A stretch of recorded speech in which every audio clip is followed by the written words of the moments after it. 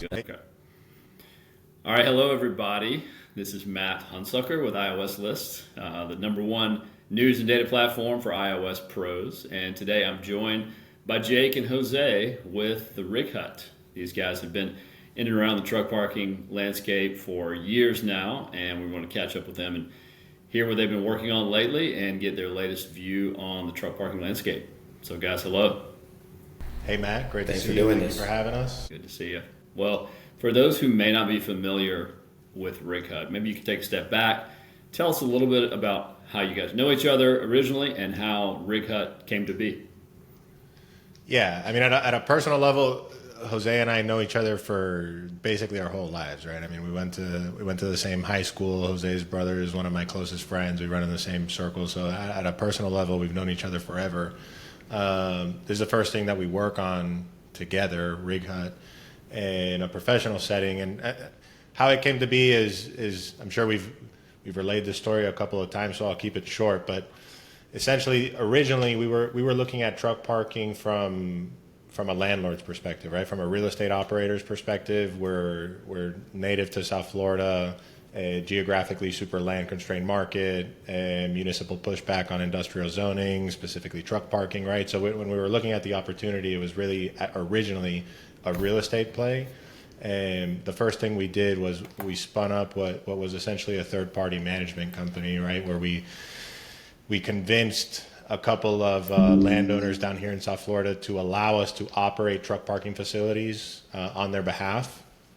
And we were physically, boots on the ground, showing drivers where to park. We were sending invoices with different stitched together pieces of software for both invoicing and payments. And we were keeping track of inventory in a Google sheet and the move out activity and truck numbers and all that. So we were looking for a solution to help us with that. And the spark notes is it didn't exist, right? So we set out to build it ourselves. The original version of the platform simply facilitated a transaction, right? And then slowly we started building out the landlord tools to the point where we are today, where it's truly a full service piece of software that can automate and relieve the headaches associated with a lot of manual process in truck parking facilities. So you were scratching your own itch on the management side. Instead of cobbling together different software and doing a lot of manual data entry, you created one backbone for the whole operation. That's awesome. That's awesome. Tell us about the clientele. Are you going after end landlords? Are you going and targeting mostly management companies who need an ERP on the back end? All of the above, right? I'd say most of our customers today are direct operators. So they're typically a tenant or maybe they're a landlord and they operate their own facilities, right? And followed by management companies, right? Truck parking management companies get a lot of utility out of our software. It's built for portfolio operators, actually. Most of our customers operate more than one, or they operate one very large facility. That's kind of the base, but the industry's changing fast. There's some consolidation going on. There's some institutional money in the space, and I'm sure the customer profile will evolve, but right now that's what it looks like. So speaking of the evolution. Go ahead. So Jake, you mentioned the truck parking industry has evolved recently, a lot of consolidation, new capital coming into the space. Can you expand on a little bit of that and what you're seeing, maybe even getting down to different markets? And Jose, feel free to chime in anytime. Yeah, Jose, go ahead and take that one. I mean, there's a lot of stuff to talk about with. Go ahead. Yeah, so we see the quote-unquote managed truck parking market in a few different buckets, right? There's guys that we come across who are using land for their main business and happen to have extra acreage alongside their main use, and they've been parking trucks, whether it's their own fleets or their fleet's friends or just guys in the business that have industrial equipment or trucks and trailers that need places to park, and have been doing it for 20 plus years just because their main business has been using that piece of property for many years. We see that very often. That's one guy, great piece of property, usually in a great industrial area, doing parking for a very long time, and that's one guy. Then you have somewhat these regional players where they've almost understood the business model, I guess you can call it, of truck parking. They saw the need early and they took advantage of it, finding underutilized properties in their market that they're familiar with. Usually they're also somewhat related to trucking or logistics or of that nature. So very natural for them to find properties that work. And then now, as Jake mentioned, you see people of institutional type backing, maybe is what it is, but guys much bigger that are actually going out and going across the country, finding these opportunities on a broader scale, building a brand behind it, something that drivers and carriers can know what they're getting into, and providing that service in that route. So I guess there's three different buckets of what we see. It's the single guys, maybe the regional players, and now, as you see in the news, the more national type brands. How do you think about the challenges with scaling?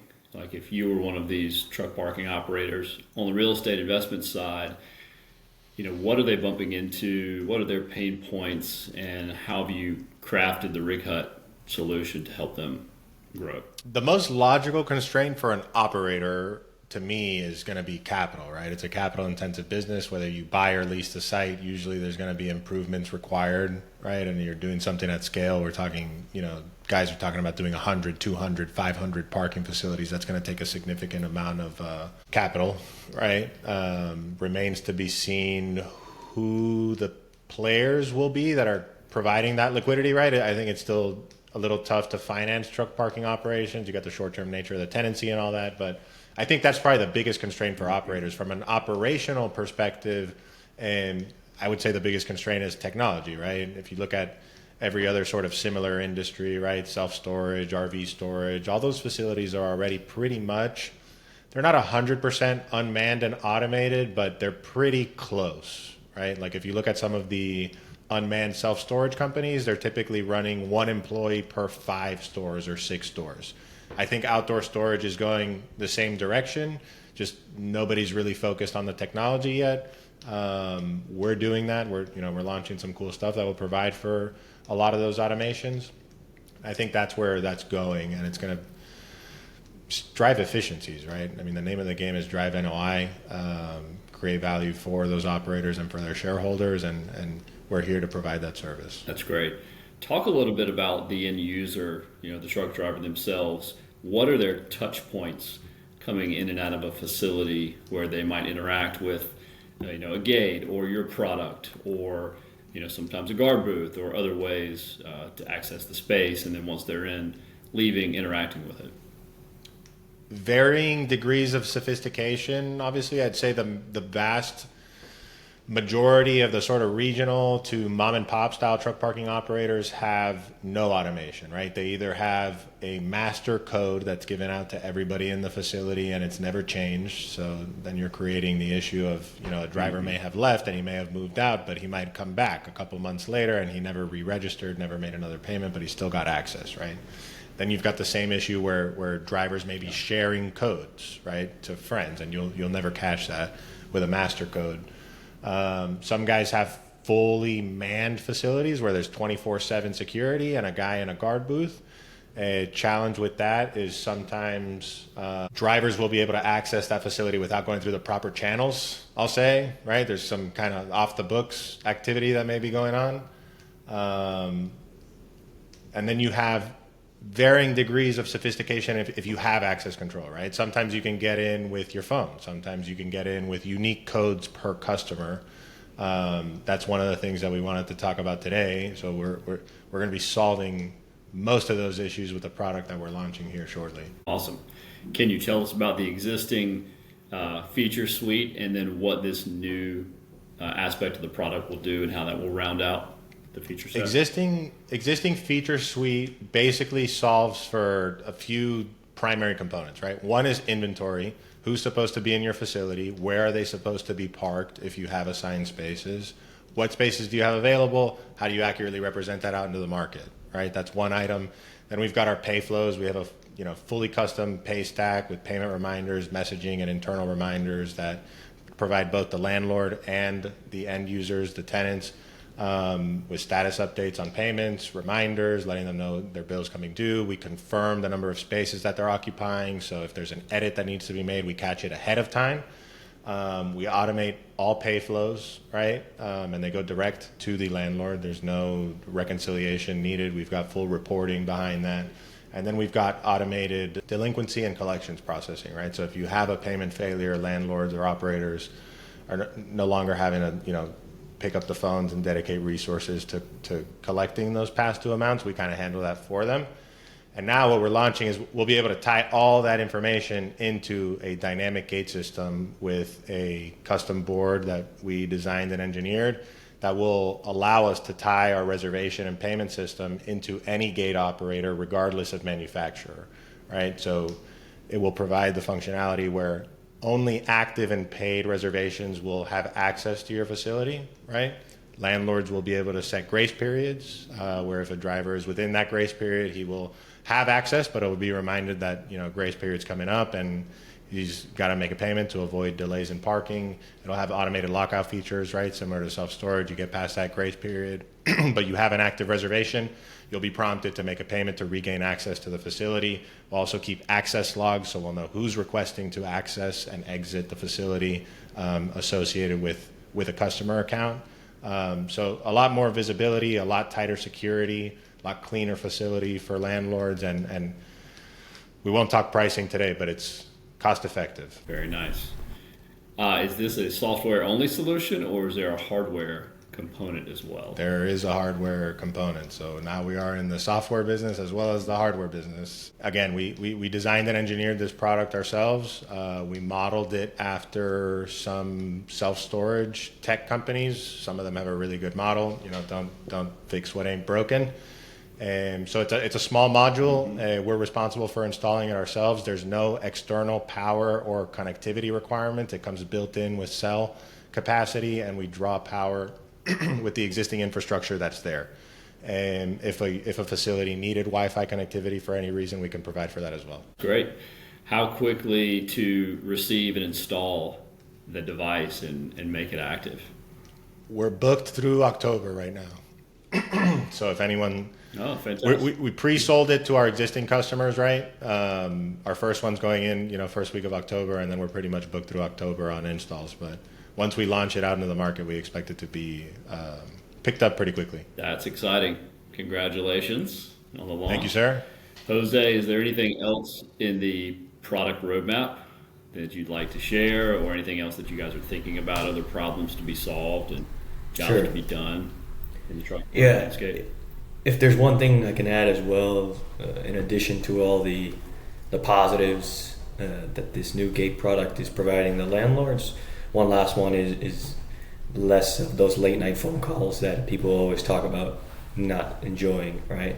That's a big part of running these facilities, and a big part of what people want to refrain and maybe don't step into the managed truck parking business because they don't want to take those late night phone calls. And we believe this is a big step in the right direction for those type of people who may have the properties that are prime for this type of business. In addition to that, Jake and I are building software in this company with our customers in mind. So we are actively listening to our users, our end users as well, including the drivers.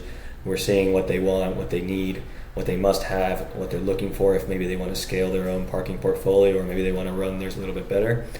And we always take those into consideration on a daily basis when we think about product development, product management, and our roadmap. Some ideas we have, maybe we want to keep under wraps and leave it for you for the next time we make a video, but we've got a lot of exciting things coming, and usually they're always with our users in mind. We speak to truck parking operators on a daily basis.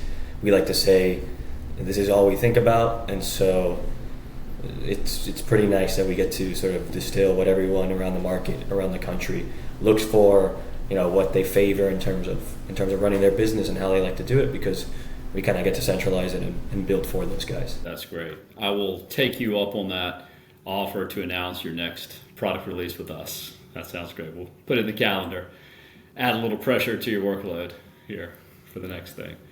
Well, let's turn our attention a little bit to the truck parking market and what you guys are seeing on the ground with rents and trends, utilization rates. I'd love to get, if you've got a few minutes, just a broad landscape of what you're seeing coast to coast, or any particular markets that you're finding interesting now that are experiencing some big shifts positively or negatively. So let's try in broad terms by market, right? I don't necessarily want to comment on occupancy levels, but certainly over the last, call it 24 months in aggregate, we've seen a drop in rates pretty much in every market that we're active in except South Florida. Varying degrees of drop, right?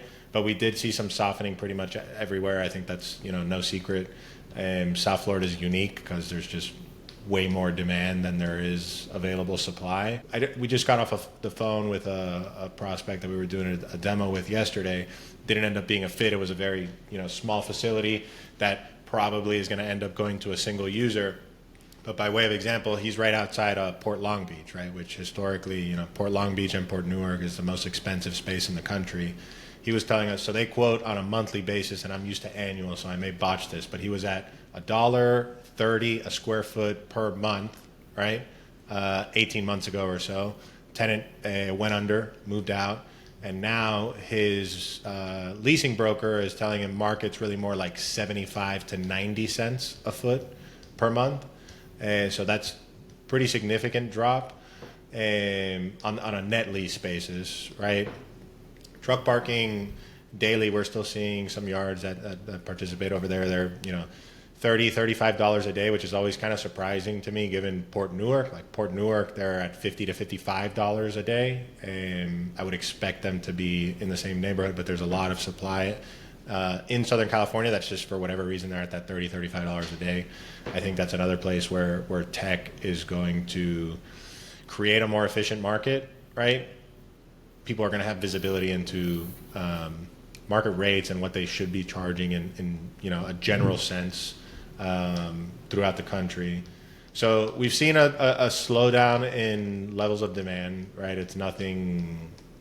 I haven't seen anything I'll call scary yet, but we have noticed a drop. It's stabilized, so I haven't seen any drops in the last, call it 6 months, 10 months. I haven't seen rates go down any further.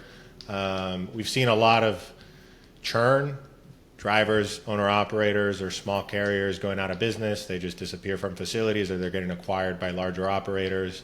But generally what we've seen is 18, 24 months, we saw the drop in occupancy and rates, and then it pretty much stabilized and it's flattened out.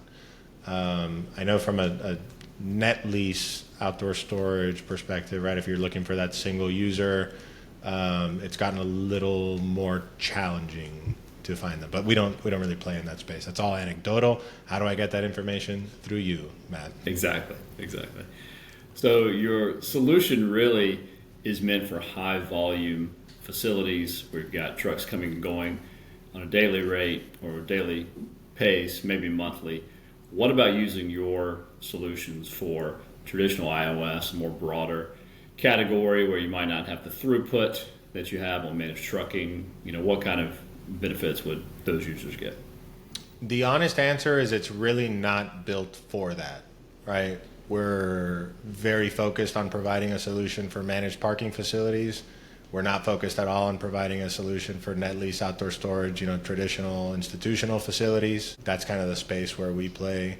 We don't, repackage, repurpose, resell any of our information or our customers' information. We don't provide insights specifically, right? Like, we're happy to talk in generalizations, but a big thing for our customers is protecting their privacy, protecting their data, and protecting their customers. So we don't have plans to provide any of that either. Got it. What about from the trucker's perspective? What amenities are they really interested in when they're choosing a site or choosing between and among facilities? Let's split it into two users, right? So you've got your monthly parker and your over-the-road overnight driver, right? Yeah. The over-the-road driver is looking for more of a hotel-style facility, right? Hotel-style amenities where you need a place to eat. You probably want a place to get diesel. You'd like a place to get out of the truck, maybe take a shower, maybe hang out in a lounge, right? You need some services while they're completing their hours of service requirements.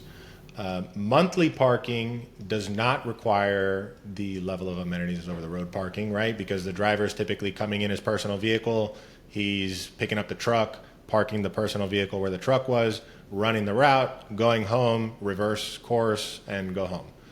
And I'd say in that scenario, the biggest differentiator is surface type, right? So all else being equal, if you've got same location, similar pricing, similar level of security, 1 yard's got a gravel surface or compacted aggregate, and 1 yard's got an asphalt surface that's clearly striped, delineated, right, with space numbers, the asphalt or the concrete site is going to get full first every time, 9 times out of 10. Guys, this has been fun. Before we sign off, let's talk about the future of Rig Hut. What are you building here? What is the end state of the company, and what are your personal goals to grow it? Jose, for Rig Hut, I mean, it's what we just talked about, right? Our number one goal is to be the dominant provider of truck parking technology. We want to drive efficiencies at managed parking facilities and provide tools for landlords to optimize those sites, right? Provide for more of an automated experience, provide higher levels of security, higher levels of access control, right? And really promote, the professional management of truck parking facilities, similar to how we've seen in other sort of ancillary asset classes, self-storage, RVs, right? We see the same thing. There's some cool stuff that we'll be rolling out in the future that we won't comment on today, but our goal is to be the dominant provider of truck parking software, and that's all we focus on. Like I said, we're not talking about net lease iOS stuff. We're not looking at RV sites. We're not looking at self-storage sites. All we do, live, eat and breathe is truck parking. We listen to our users and we build the product that they ask us for. That's great. Well, keep killing it. It's been fun to watch you guys grow. It's been wonderful getting to know each of you as I've grown iOS List and you guys are growing Rig Hut. So let's keep it going. I can't wait to see where you guys take it in a few years. Likewise, Matt. Thank you, Matt. Thank you, guys. Hey, stop the recording, right. Jose, but Cool. don't hang up yet, Matt. Okay. If you guys want to replay any particular answer or question, we can do that as well. I think that's good. I think the